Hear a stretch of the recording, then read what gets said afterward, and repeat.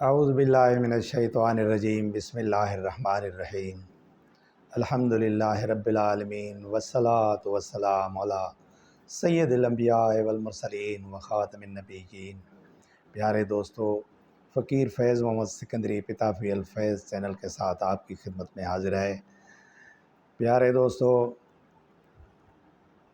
آج جو میں آپ کو یہ موضوع سناتا ہوں وہ بھی قرآن پاک سے ہے، عجائبات قرآن میں سے ہے۔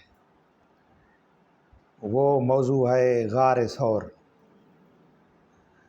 میرے پیارے بھائی، بڑے بڑے علماء، بڑے بڑے فقہا، بڑے بڑے مدرسین اور واعظین آپ کو یہ چیزیں سنا چکے ہیں آج سے 1400-1500 سال پہلے سے۔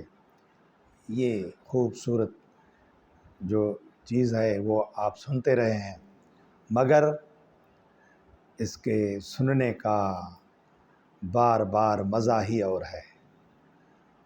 وہ یہ مزہ ان کو آئے گا، سنانے والے کو بھی مزہ آتا ہے اور سننے والے اس کو مزہ آتا ہے جو حضور آقا نامدار صلی اللہ علیہ وآلہ وسلم کا عاشق ہے۔ سبحان اللہ و بحمدہ۔ اور میں یہ فقیر یہ اعزاز حاصل کر رہا ہے۔ ہجرت کی رات حضور رحمت عالم صلی اللہ تعالیٰ علیہ وآلہ وسلم اپنے دولت خانے سے نکل کر مقام حضورہ کے پاس کھڑے ہو گئے اور بڑی حسرت کے ساتھ کعبہ مکرمہ کو دیکھا اور فرمایا کہ اے شہر مکہ، تو مجھ کو تمام دنیا سے زیادہ پیارا ہے۔ اگر میری قوم مجھ کو تجھ سے نہ نکالتی تو میں تیرے سوا اور کسی جگہ سکونت پذیر نہ ہوتا۔ پھر حضرت ابوبکر صدیق رضی اللہ تعالی عنہ سے پہلے ہی قرارداد ہو چکی تھی، وہ بھی اسی جگہ آ گئے اور اس خیال سے کہ کفار ہمارے قدموں کے نشان دیکھ کر ہمارا پیچھا نہ کریں۔ پھر یہ بھی دیکھا کہ حضور علیہ الصلاۃ والسلام کے پائے نازک زخمی ہو گئے تھے۔ حضرت ابوبکر صدیق رضی اللہ تعالیٰ عنہ نے آپ کو اپنے کندھوں پر سوار کر لیا۔ سبحان اللہ و بحمدہ۔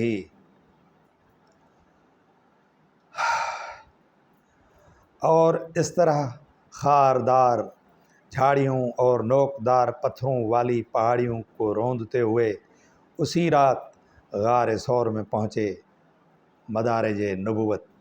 حضرت ابوبکر صدیق رضی اللہ تعالیٰ عنہ پہلے خود غار میں داخل ہوئے اور اچھی طرح غار کی صفائی کی، اپنے کپڑوں کو پھاڑ پھاڑ کر غار کے تمام سوراخوں کو بند کیا اور پھر حضور اکرم صلی اللہ تعالیٰ علیہ وآلہ وسلم کو کہ غار کے اندر تشریف لے گئے اور حضرت صدیق رضی اللہ تعالیٰ عنہ کی گود میں اپنا سر مبارک رکھ کر سو گئے۔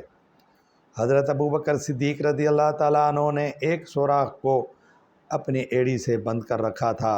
سوراخ کے اندر سے ایک سانپ نے بار بار یار غار کے پاؤں میں کاٹا، مگر حضرت صدیق جان نثار نے اس خیال سے پاؤں نہیں ہٹایا کہ رحمت عالم کے خواب راحت میں خلل نہ پڑ جائے، مگر درد کی شدت سے یار غار کے آنسوں کی دھار کے چند قطرات سرور کائنات کے رخسار مبارک پر نثار ہو گئے، جس سے رحمت عالم بیدار ہو گئے اور اپنے یار غار کو روتا دیکھ کر بے قرار ہو گئے اور پوچھا، ابو بکر کیا ہوا؟ عرض کیا کہ یا رسول اللہ صلی اللہ علیہ وآلہ وسلم، مجھے سانپ نے کاٹ لیا ہے۔ یہ سن کر حضور سید عالم صلی اللہ تعالیٰ علیہ وآلہ وسلم نے زخم پر اپنا لعاب دین لگا دیا، جس سے فوراً ہی سارا درد جاتا رہا اور زخم بھی اچھا ہو گیا۔ 3 رات حضور رحمت عالم صلی اللہ علیہ وآلہ وسلم اور حضرت ابوبکر صدیق رضی اللہ تعالیٰ عنہ اس غار میں رونق افروز رہے۔ کفار مکہ نے آپ کی تلاش میں مکہ کا چپا چپا چھان مارا، یہاں تک کہ ڈھونڈتے ڈھونڈتے غار پر پہنچ گئے، مگر غار کے منہ پر حفاظت خداوندی کا پہرا لگا ہوا تھا، یعنی غار کے منہ پر مکڑی نے جالا تن دیا تھا اور کنارے پر کبوتری نے انڈے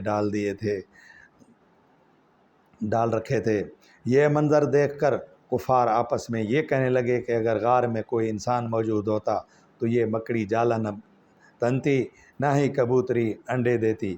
کفار کی آہٹ پا کر حضرت ابوبکر صدیق رضی اللہ عنہ کچھ گھبرا گئے اور عرض کیا کہ یا رسول اللہ صلی اللہ علیہ وآلہ وسلم، اب ہمارے دشمن اس قدر قریب آ گئے ہیں کہ اگر وہ اپنے قدموں پر نظر ڈالیں گے تو ہم کو دیکھ لیں گے۔ حضور آقا انعامدار صلی اللہ علیہ وآلہ وسلم نے فرمایا، لا تحزن ان اللہ معنا، مت گھبراؤ سچے صدیق، مت گھبراؤ، خدا ہمارے ساتھ ہے۔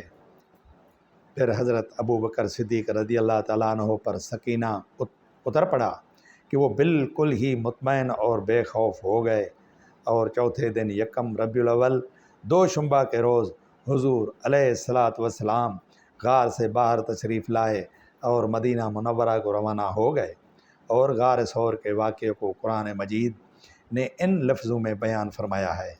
بات یہی ہے کہ قرآن کی بات ہو رہی ہے، اگر تم لوگ محبوب کی مدد نہ کرو تو بے شک اللہ نے ان کی مدد فرمائی، جبکہ کافروں کی شرارت سے انہیں باہر تشریف لے جانا ہوا، صرف 2 جان سے، جب وہ دونوں غار میں تھے، جب وہ اپنے یار سے فرماتے تھے کہ غم نہ کھاؤ، بے شک اللہ ہمارے ساتھ ہے، تو اللہ نے اس پر اپنا سکینہ اتارا اور ان فوجوں سے ان کی مدد فرمائی جو تم نے نہ دیکھیں، اور کافروں کی بات نیچے ڈال دی، اور اللہ ہی کا بول بالا ہے اور اللہ ہی غالب ہے اور حکمت والا ہے۔